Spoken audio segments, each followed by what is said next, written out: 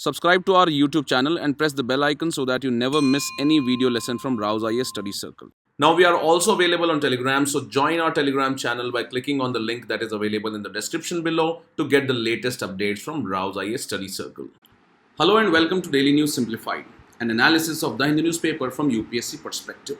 Today we will take up the daily edition of the Hindu newspaper dated 2nd August 2021, and the articles that we will discuss are displayed on your screen. So let us start the discussion now. This article on page number 8 talks about a very important debate that is ongoing in the Indian Armed Forces, and it is about creation of integrated theatre commands. And accordingly, this integrated theatre commands becomes an important topic for us from General Studies paper 3 point of view in the topic internal security. And accordingly, this exercise was held as a part of process of evolving consensus among three services or the three armed forces of India, that is military, the navy and the Indian Air Force. So in this discussion, it is important for us to understand as to what is meant by this term theatre command first, and secondly, why is there a need for creation of theatre commands in the Indian Armed Forces. And after that, we will look at the challenges that are likely to be faced if integrated theatre commands are created in the Indian Armed Forces. Now, as far as these integrated theatre commands are concerned, this is not a new idea, and it was first proposed after the Kargil War. Also, the recent instances of appointment of Chief of Defence Staff and the creation of Department of Military Affairs within the Ministry of Defence can all be seen as steps in the direction of achieving greater synergy and fusion between the three branches of armed forces. And accordingly, slowly and steadily, the Indian Armed Forces are now moving towards creation of integrated theatre commands. Further, besides India, all major countries like China, Russia, United States of America, United Kingdom and France work on the concept of the theatre command. So in this discussion, let us try and understand what exactly is meant by theatre commands, also how presently the Indian Armed Forces are organized, and also what is the proposed plan for creation of these integrated theatre commands. After that, we will look at what is the need for creation of these theatre commands and the challenges that are posed by the present system. And also, we'll look at the challenges that are there in the creation of such integrated theatre commands.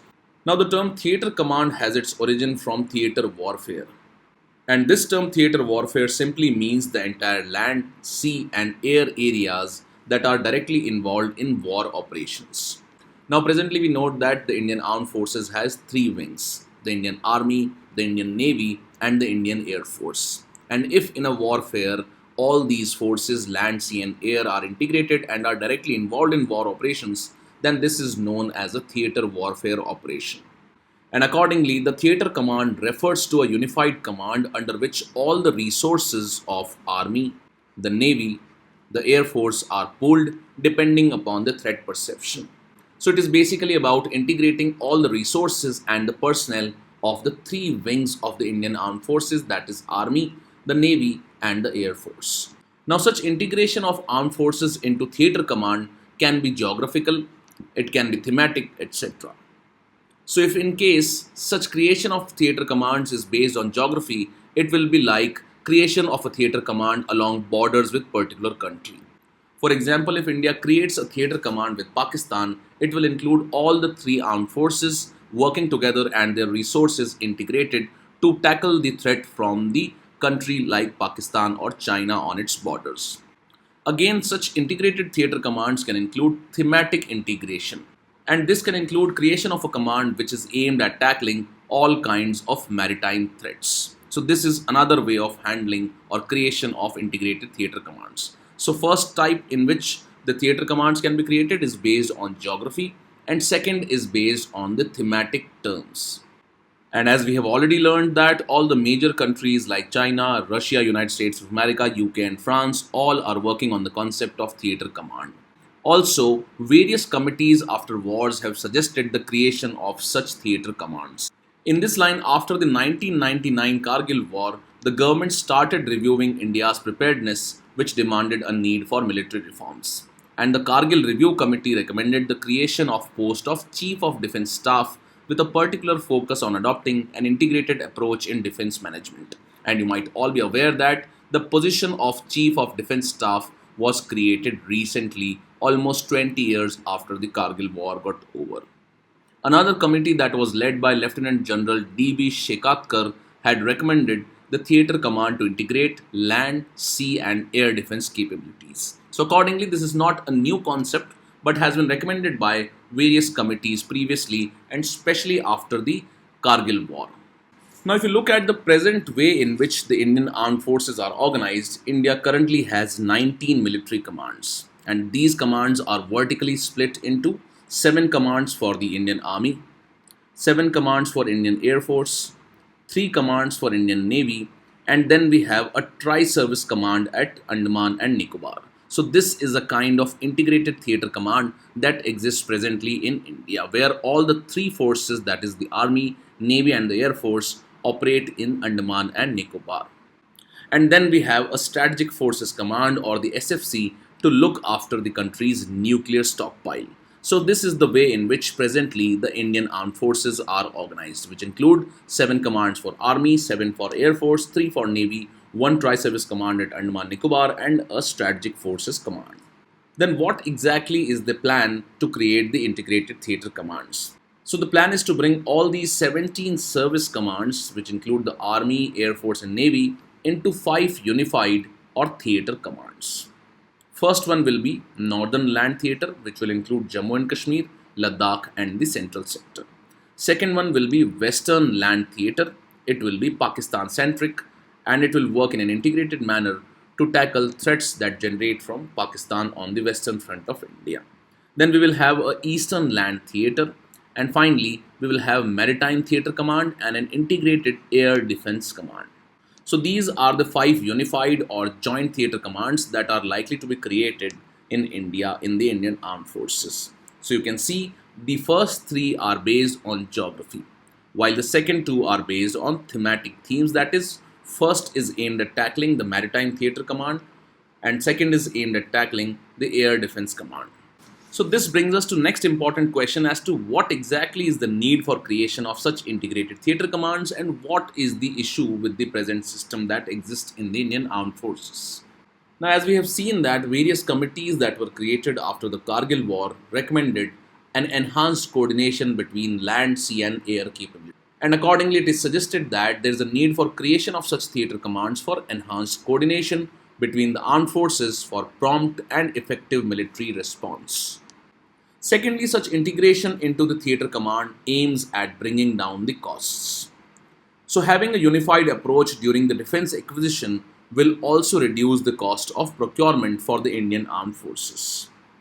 Now presently we note that the procurements for Indian Army and the procurements for Indian Air Force are all done separately. And accordingly, this increases the price of procurement and there is lack of coordination. So accordingly, first and the foremost aim of creation of such joint theatre commands will aim at unified procurement, and this will ultimately lead to the reduction in the cost of procurement and also effective utilization of the resources for the Indian Armed Forces. So second important aim is to bring effective allocation of resources in the Indian Armed Forces, and it is said that the theatre command system will help in removing of redundancies and reducing the duplication of resources and bring greater focus in the allocation of resources. So both these are aimed at bringing down the costs and effective utilization of the resources for Indian Armed Forces. Then third important need that was there for creation of such theatre commands is to have a unified approach to fighting any future war.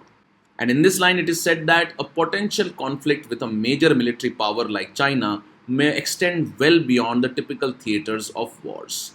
And this can extend into domains of cyber, space and nuclear warfare, which requires a more integrated response from Indian Armed Forces. And accordingly, the creation of theatre commands is the first step in the direction of tackling the threats that can extend well beyond the present theatres of war. Then creation of integrated theatre commands will also lead to integrated training of the armed forces, and this will improve coordination between the personnel of the 3 armed forces. And it is not that the Indian Armed Forces do not have any exposure to such theatre commands, and this is because currently India has a theatre command that exists in the Andaman and Nicobar Island. And this theatre command is a tri-service command which includes resources and personnel of Indian Army, the Air Force as well as the Navy. So India already has some experience in operating an integrated theatre command. However, besides understanding the needs for the creation of theatre commands and the proposed plan for creation of theatre commands, let us look at what are the likely challenges that we are going to face when such integrated theatre commands are created, or also the challenges that presently exist in the creation of theatre commands. Let us look at these challenges.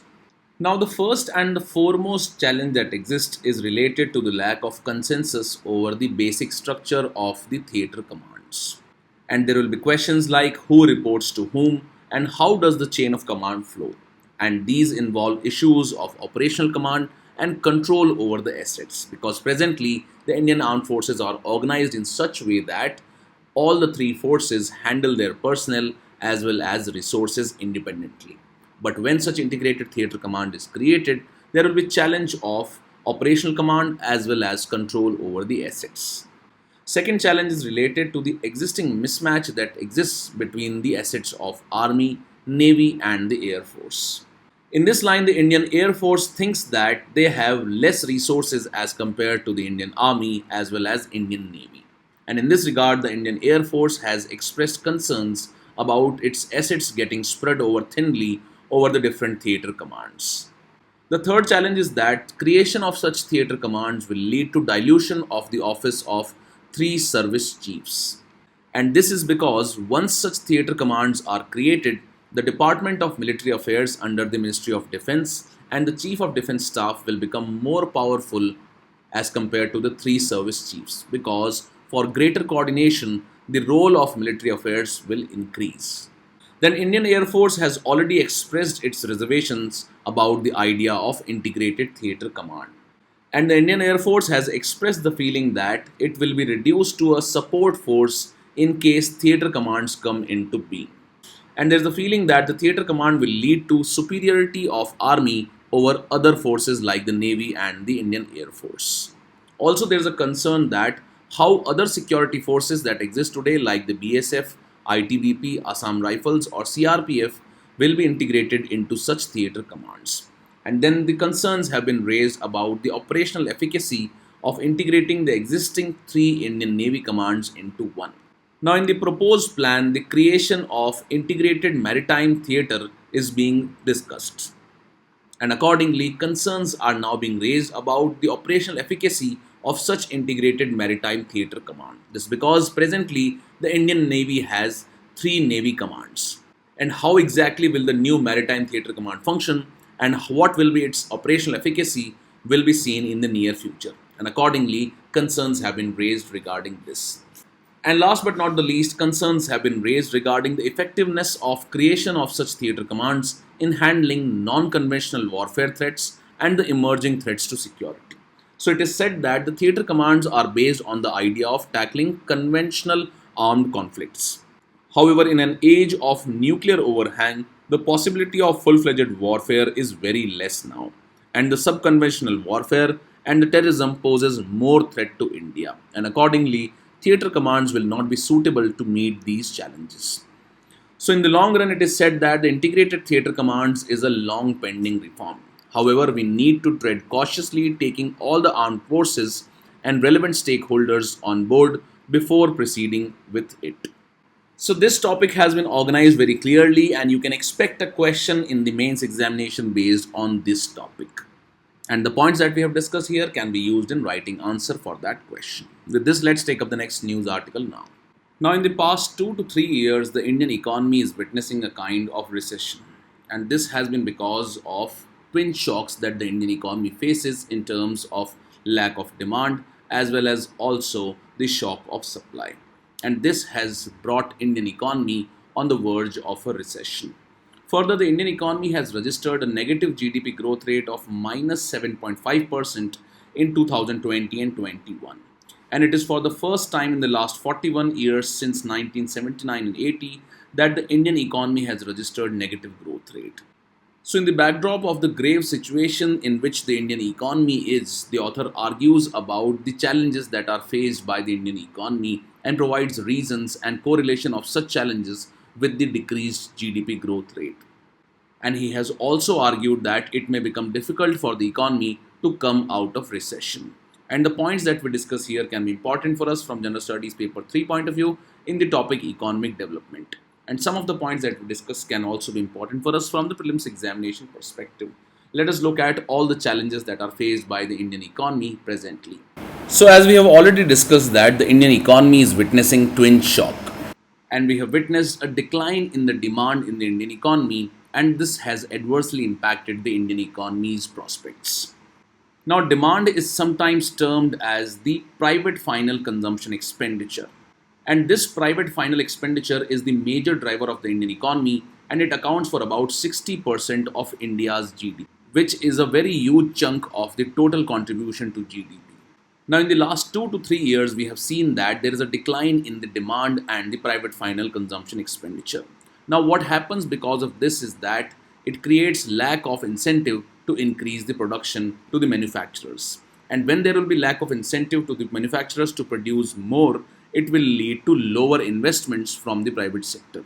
And once the investment falls, it also decreases the job creation in the market and also lowers the GDP growth rate. And when there is poor job creation and the GDP growth rate is also falling, it leads to decline in the income levels of the working age population. And this once again feeds the decline in demand in the Indian economy. So this decline in demand has led to a vicious cycle of lower demand and the correlated lower GDP growth rate in the Indian economy. Now, this decline in demand in the present situation is because of multiple reasons. First of all, it is because of loss of jobs, decline in the income levels, poor consumer sentiment, higher uncertainty about future jobs and incomes, and decline in the credit creation, etc. So all the steps that are involved in this vicious cycle of lower demand and lower GDP growth rate are presently at play in the Indian economy. This is because already the manufacturers are witnessing that there is lower demand in the overall economy. And as such, they are not involved in more production, and it is not leading to increased investments. And as such, it is leading to poor job creation, which again is leading to decline in the income levels, and it is feeding the decline in demand in the Indian economy. So all these things are interrelated, and it is a vicious cycle of lower demand and lower growth rate, which is adversely impacting the prospects of Indian economy. The next challenge that the Indian economy faces is the higher rate of inflation. And presently we note that the wholesale price index or the WPI has increased to a 25 years high of 12.94% in May 2021. And the consumer price index, which is used as an index by the RBI to measure inflation in the economy, has also increased to about 6.3% in May 2021. And we all know that the target that has been set by the Monetary Policy Committee about inflation is 4% plus minus 2%. So the maximum inflation that the Indian economy can witness according to the targets that have been set by the Monetary Policy Committee is about 6%. So basically, the consumer price index in the Indian economy can maximum increase up to 6% according to the targets that have been set by the Monetary Policy Committee. However, presently, it has overshot this 6% mark and has reached at 6.3% in May 2021. So this clearly shows that the Indian economy is witnessing inflation, and also the wholesale price index is at a 25-year high of 12.94%. Now, inflation has a very adverse impact on the GDP growth rate. This is because higher rate of inflation reduces the savings and the investments in the economy. This is because the value of money decreases when there is high rate of inflation. Now, as the savings and investments fall, it further leads to increase in unemployment. And when we note that the unemployment is high, there is decline in the income levels of the population, and this reduces the demand and reduces the income levels. And clearly in the challenge of decline in demand because of decline in income levels, we have seen that it further feeds the decrease in GDP growth rate. So this is clearly the relation between higher rate of inflation and the decreased GDP growth rate in the long run. Further, because of higher inflation rate, the other prospects of the Indian economy are also adversely impacted. This is because it leads to macroeconomic instability. Further, it reduces the foreign inflows into the Indian economy. It discourages exports and encourages the imports into the economy. And when the exports are discouraged and the imports are encouraged, it leads to higher current account deficit. And all these factors collectively lead to poor growth prospects in the near future. Now, what exactly are the reasons for rising inflation in the Indian economy? So, one of the reasons is the imported inflation that the Indian economy is witnessing. Now, we note that there is increase in the global commodity prices such as crude oil and edible oil. And crude oil is one of the important ingredients in all the manufacturing in the Indian economy. And as such, to meet its requirement of crude oil, India depends on import. It is basically importing inflation from the Middle Eastern countries. Second reason for increased inflation is because of increase in certain food items, which include eggs, edible oil, we all know has overshot in the recent times. And also there is increase in the prices of fruits and pulses. Then there is increase in the service industry as well, which include the increased cost of health, transport and communication. And then the last factor that is contributing to increase inflation is the low base effect. This is because the prices of some of the goods has declined in the last year due to the pandemic that we are witnessing. And as the base was very low because of the decline in the demand during the pandemic times, the current inflation is very high. Further, we note that in response to the slowdown, the Reserve Bank of India has reduced the repo rate and also has enhanced liquidity. And all this is being done in order to ensure that the Indian economy revives. Now, we all know that in response to the slowdown, the Reserve Bank of India has reduced the repo rate. And this has been done in order to enhance the liquidity situation in the Indian economy for economic revival. However, presently we note that there is high inflation in the Indian economy, and as such, the RBI has been left with a limited room to reduce the repo rates further. And if the high inflation persists, the RBI may be compelled to increase the repo rate, and accordingly, the interest rates might also increase. However, the interest rate has an adverse impact on the GDP growth rate. So we all know that the RBI tries to reduce the repo rate in order to decrease the interest rate in the Indian economy. And when the interest rates are lower, it leads to higher loans in the economy and it leads to higher credit creation. And when the credit creation is higher, it is leading to higher investments and consumption expenditure. And once both these increase, it leads to higher GDP growth rate. However, when the reverse is happening and when the interest rates in the economy are high, it leads to decreased loans, decreased credit creation, decreased investment and consumption expenditure, and accordingly, we witness a drop in the GDP growth rate. So clearly, the high rate of inflation is again prompting the RBI to increase the repo rate. And this will have an adverse impact on the growth prospects of India in the near future. And finally, the health of Indian financial system or the banking system is not very good. And this is because of the increasing non-performing assets in the Indian economy. Now, in the Indian banking sector, we all know that there has been increase in the non-performing assets due to reckless lending that was done by the banks to the less credit-worthy borrowers. And between 2009-10 and 2013-14, the banks have lent excessively to the borrowers without ascertaining their credit worthiness. And this has led to an increase in the non-performing assets of the banks.